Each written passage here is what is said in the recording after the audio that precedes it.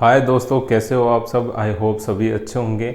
मैं संजय आपका फिर से स्वागत करता हूँ इस चैनल पे। तो आज हम शेयर मार्केट की बेसिक नॉलेज के बारे में बात करेंगे। शेयर मार्केट के साथ साथ हम शेयर के भी बारे में बात करेंगे। साथ ही हमें शेयर मार्केट के लिए मार्केट की नॉलेज होना भी ज़रूरी है। तो इसलिए अगर आप बिगिनर्स हो, अभी अभी मार्केट की शुरुआत कर रहे हो जानने की, तो ये वीडियो आपके लिए बिल्कुल सही रहेगी। क्योंकि शेयर मार्केट में कई ऐसी टर्म्स के बारे में मैं आगे बात करूँगा। हालांकि इसमें हम ऊपर ऊपर से बात करेंगे, इनको डिटेल में हम आगे आने वाली वीडियोस में कवर करेंगे। तो चलिए वीडियो को शुरू करते हैं।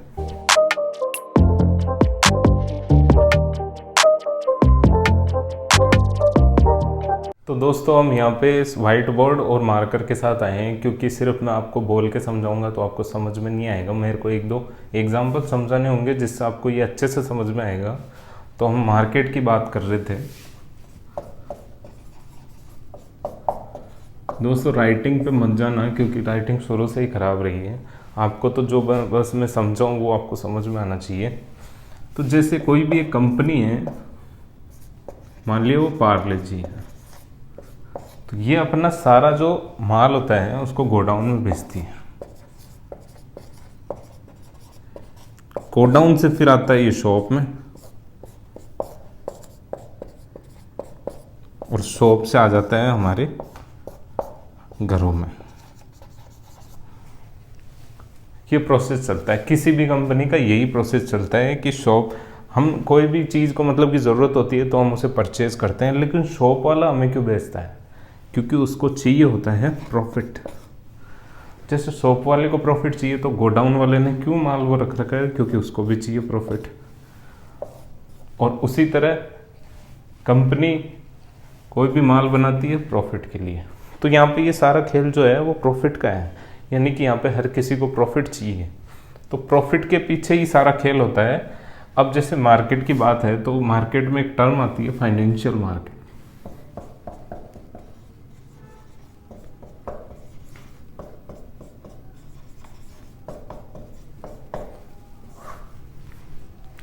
फाइनेंशियल मार्केट और मार्केट में कोई खास डिफरेंस नहीं होता। जैसे अगर ये पूरा मार्केट है तो इसके अंदर इतना हिस्सा फाइनेंशियल मार्केट का होता है। फाइनेंशियल मार्केट को मैं अगर कहूँ तो ये वित्तीय परिसंपत्तियों का विनिमय, यानी कि एक्सचेंज, और निर्माण यानी क्रिएशन है। अब मैं इसको आसान लैंग्वेज में जैसे मैं आपको समझाता हूँ। जैसे मान लो कि हमारी इकोनॉमी के अंदर दो तरह के लोग हैं। एक तो वो होते हैं जिनको पैसा चाहिए, और एक वो होते हैं जिनके पास बहुत सारा पैसा होता है। अब जिनको पैसा होता है और जिनको चाहिए, तो उनका जो आपस में जो लेन देन है वो फाइनेंशियल मार्केट करवाता है। और ऐसा इतना परसेंटेज ही होता है मार्केट में, यानी कि हम पूरे मार्केट को फाइनेंशियल मार्केट नहीं बोल सकते। अब दोस्तों, फाइनेंशियल मार्केट दो तरह का होता है। इसके दो टाइप है।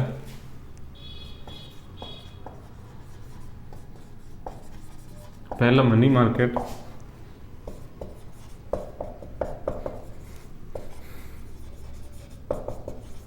दूसरा है कैपिटल मार्केट। अब जो हमारा जो शेयर मार्केट होता है वो फाइनेंशियल मार्केट के अंदर ही आता है, क्योंकि हम यहाँ पर लेन देन करते हैं इसलिए। अब फाइनेंशियल मार्केट में भी शेयर मार्केट कैपिटल मार्केट में आता है, और कैपिटल मार्केट के भी दो टाइप होते हैं, प्राइमरी और सेकेंडरी। तो ये इसमें भी सेकेंडरी मार्केट में आता है। अब दोस्तों, हमें ये टर्म्स समझना ज़रूरी है, क्योंकि हम आगे कोई भी टॉपिक करेंगे तो ये हमारे टॉपिक में इंटरफेयर करेंगे। इसलिए हमें शेयर मार्केट के अलावा बाकी टॉपिकों को भी समझना होगा। थोड़ा थोड़ा, ज़्यादा गहराई में नहीं जाएंगे हम। अब मनी मार्केट को हिंदी में द्रव्य या मुद्रा मार्केट कहते हैं, और कैपिटल मार्केट को पूंजी मार्केट कहते हैं। ये प्राथमिक और ये द्वितीयक।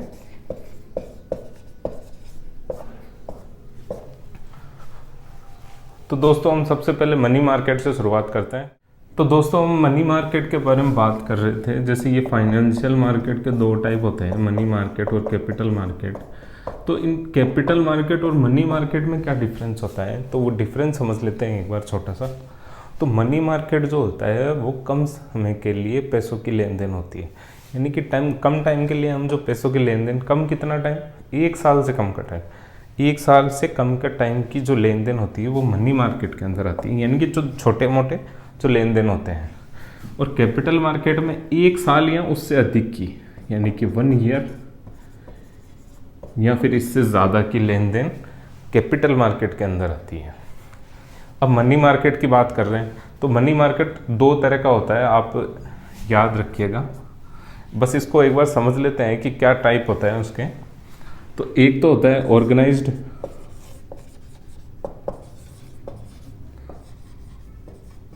और एक होता है अनऑर्गेनाइज्ड, यानी कि संगठित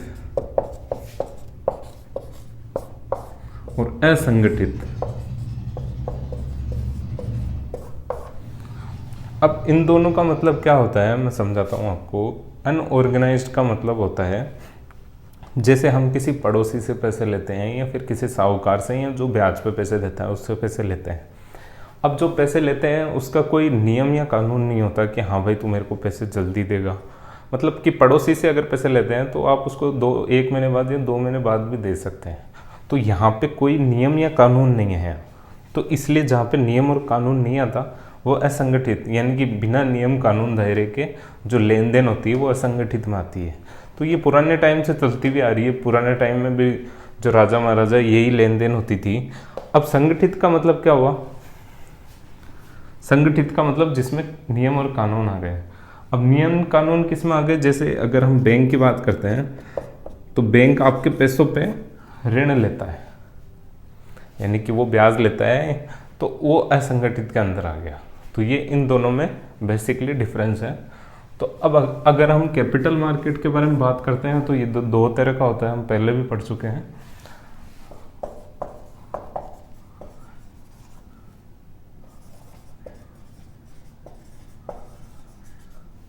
तो ये प्राइमरी और सेकेंडरी होता है, प्राथमिक। अब दोस्तों इसको समझने के लिए एक छोटा सा एग्जाम्पल समझना होगा हमें, क्योंकि अगर हम इन दोनों की बात करेंगे तो हम शेयर मार्केट तक पहुंच जाएंगे, तो वो सीधे ही उसमें कुछ ऐसे टर्म्स आएंगे जो आपको समझ में नहीं आएंगे। तो हम इनको समझने के लिए एक एग्जाम्पल लेते हैं। अगर वो एग्जाम्पल आपको समझ में आ गया तो बहुत सारी टर्म्स आएगी उस एग्जाम्पल में, तो हम उनको भी धीरे धीरे कवर करते हुए चलेंगे। दोस्तों मान लो कि आपने एक कंपनी खोली है, तो आपने उस कंपनी को खोला और वो धीरे धीरे ग्रो हुई। फिर आपको थोड़े और पैसों की ज़रूरत पड़ी, तो आपके पास पैसे थे, आपने लगा दिए। फिर कंपनी और थोड़ी ग्रो हुई, लेकिन फिर आपको थोड़े पैसों की ज़रूरत पड़ी, और इस बार आपको ज़रूरत पड़ी 10 लाख रुपए की। तो 10 लाख रुपए की ज़रूरत पड़ी तो आप क्या करोगे? मतलब कि अगर आपको 10 लाख रुपए की ज़रूरत पड़े तो आप क्या करोगे? सबसे पहले आप सीधी सी बात है कोशिश करोगे कि हम अपने किसी रिश्तेदार या दोस्त से मांगे, लेकिन इतनी बड़ी रकम कोई नहीं देगा। तो आप क्या करोगे? फिर पड़ोसी से भी नहीं मांग सकते। हाँ, एक काम कर सकते हो, आप बैंक के पास जा सकते हो और उस पर ब्याज पे पैसे ले सकते हो। लेकिन बैंक पे सीधी सी बात है ब्याज ज़्यादा लगेगा, और अगर जब ब्याज ज़्यादा लगेगा तो आप सोचोगे कि मेरी कंपनी इतनी ग्रो ही नहीं होगी इतने पैसे अगर मैं ब्याज पे लूँगा। तो आप क्या करोगे कि आप अपने एक दोस्त के पास गए और उसको थी मार्केट की नॉलेज। अब उसने कहा भाई तू तेरे कंपनी के शेयर जारी कर दे तो तेरे को पैसे मिल जाएंगे, यानी कि तू अपनी कंपनी को लिस्ट करवा दे शेयर मार्केट में तो तेरे को पैसे मिल जाएंगे। अब उसको लगा ठीक है, तो उसने अब ये बात सुन ली और वो सीधा चला गया मुंबई। अब वो वहाँ पे गया तो उसने वहाँ पे किसी से पूछा कि मेरे को अपनी कंपनी के लिस्ट शेयर जारी करवाने तो मैं क्या करूँ? तो उन्होंने कहा भाई तू BSE या NSE के पास जा, वही स्टॉक एक्सचेंज, यानी कि स्टॉक एक्सचेंज करते हैं। अब वो इन दोनों के पास गया तो इन्होंने कहा भाई तेरे पास कंपनी का कोई मतलब कि प्रमाण है, कोई मतलब तेरी कंपनी की डिटेल है तेरे पास?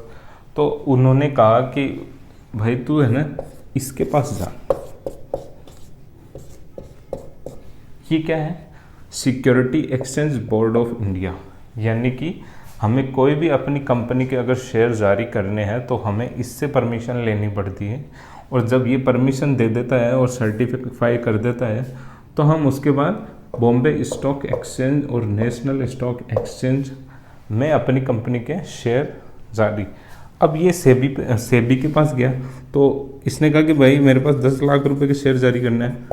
तो सेबी ने क्या करा कि इसके 100 रुपये के हिसाब से 100 रुपये के हिसाब से 10,000 शेयर जारी कर दिए। यानी कि भाई अगर तुम इसका एक शेयर लोगे तो आपको 100 रुपये देने पड़ेंगे। तो उसके पास जब ये सारे शेयर्स बिके तो 10 लाख रुपए बैंक में आ गए। तो यहाँ पे बीएसई और एनएसई का भी रोल था, लेकिन इनको हम आगे समझेंगे अच्छे से। ये बॉम्बे स्टॉक एक्सचेंज, यानी कि ये ऐसे मतलब कि यहाँ पे स्टॉक एक्सचेंज होता है कि वो मतलब जगह है जहाँ पे स्टॉक जारी होता है। तो चलिए आगे चलते हैं। अब दोस्तों यहाँ पे एक एग्जांपल और समझते हैं, क्योंकि वो समझ में आएगा तो हमें पता चलेगा कि फाइनेंशियल मार्केट से हम कैसे जुड़े हुए हैं और मतलब बैंक वगैरह कंपनीज वगैरह कैसे जुड़ी हुई है। तो आइए देखते हैं।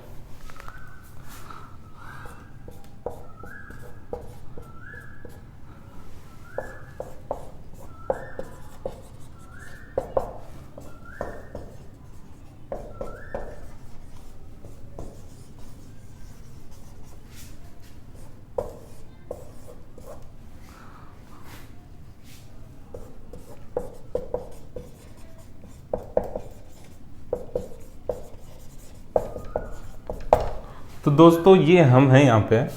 अब जैसे हम कोई भी पैसे कमाते हैं, मतलब कि हमारे पास पैसे बच जाते हैं, मतलब कि हमारे अगर 20,000 सैलरी है तो मान लीजिए आपके पास 5,000 रुपये महीने के बच गए।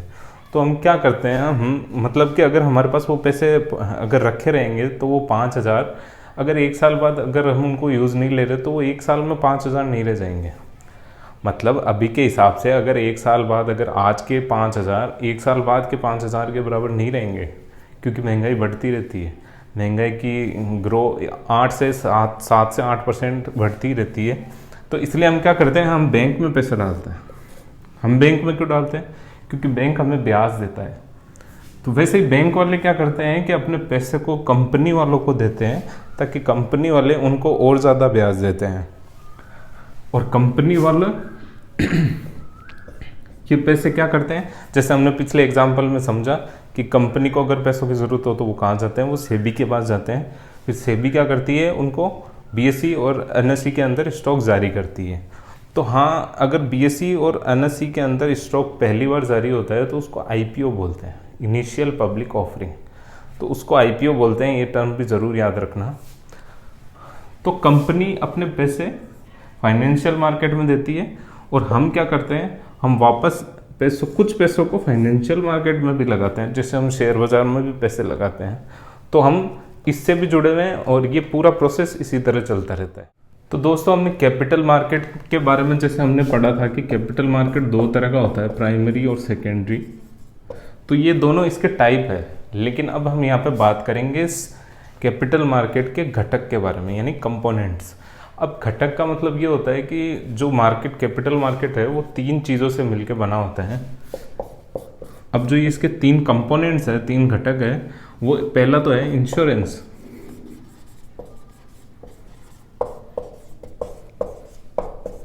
यानी कि बीमा। बीमा का मतलब आपको पता होगा कि बीमा क्या होता है। जैसे कोई भी कंपनी से अगर हम बीमा लेते हैं तो वो एक हमें सिक्योरिटी दे, मतलब कि है वो हमें गारंटी देती है कि अगर आपके एक्सीडेंट हो जाता है या आप बीमार हो जाते हो तो वो आपको एक साथ पैसे देती है। तो वो इंश्योरेंस होता है। दूसरा होता है म्यूचुअल फंड।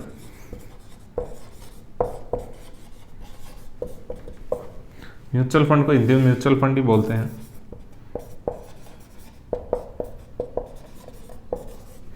तीसरा होता है सिक्योरिटीज एंड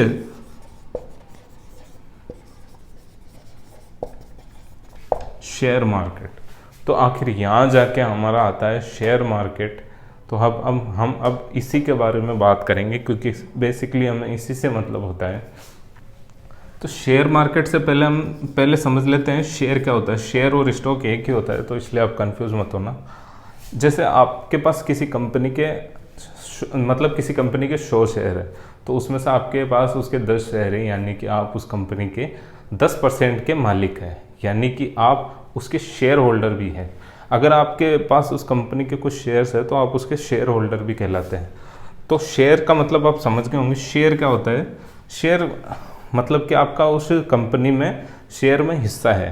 तो शेयर खरीदना, मैं पिछले एग्जाम्पल में आपको बताया था कि कोई भी कंपनी वहाँ से शेयर जारी करती है तो हम एनएसई और बीएसई से शेयर खरीदते हैं।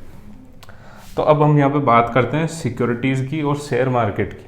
अब सिक्योरिटीज़ जैसे हम कोई भी शेयर खरीदते हैं तो वो हमें मतलब कि एक कागज़ पे लिख के देते हैं कि हाँ भाई कि आपने हमारी कंपनी के शेयर खरीदे हैं। तो वो जो सर्टिफिकेट होता है उसको हम बोलते हैं सिक्योरिटीज़, उसी को हम सिक्योरिटीज़ बोलते हैं। तो ये सिक्योरिटीज़ हो गया। अब शेयर मार्केट के बारे में हम पहले ही बात कर चुके हैं कि शेयर मार्केट बीएसई और एनएसई जहाँ पे स्टॉक एक्सचेंज होता है उसको बोलते हैं। और म्यूचुअल फंड होता है, म्यूचुअल फंड जैसे अगर यहाँ से कोई स्टॉक कोई कंपनी खरीदती है और उस कंपनी के थ्रू अगर हम खरीदते हैं तो जो ये कंपनी है वो म्यूचुअल फंड होती है। यानी कि हमें बस कंपनी से खरीदना है, कंपनी आगे देखेगी कि उनको कौन से स्टॉक खरीदने हैं नहीं खरीदने हैं। इसके बारे में हम आगे और डिटेल से पढ़ेंगे। तो इस वीडियो में इतना ही। और आई होप दोस्तों आपको वीडियो ज़रूर पसंद आई होगी और ऐसी बहुत सी बातें पता चली होगी जिससे आपकी मार्केट की नॉलेज इंप्रूव हुई होगी। तो हम यहाँ पे बेसिक नॉलेज के बारे में ही बात करेंगे, बेसिक टर्म्स के बारे में बात करेंगे, जिससे आपकी खुद की पकड़ मार्केट में मजबूत हो। यानी कि आप खुद से जान पाए कि कौन सी कंपनी में आपको शेयर लगाने चाहिए या नहीं लगाने चाहिए। तो हम आगे भी ऐसी ही टर्म्स लाते रहेंगे, इसलिए चैनल के साथ ज़रूर जुड़े। अगली वीडियो में फिर मुलाकात होगी, तब तक के लिए धन्यवाद।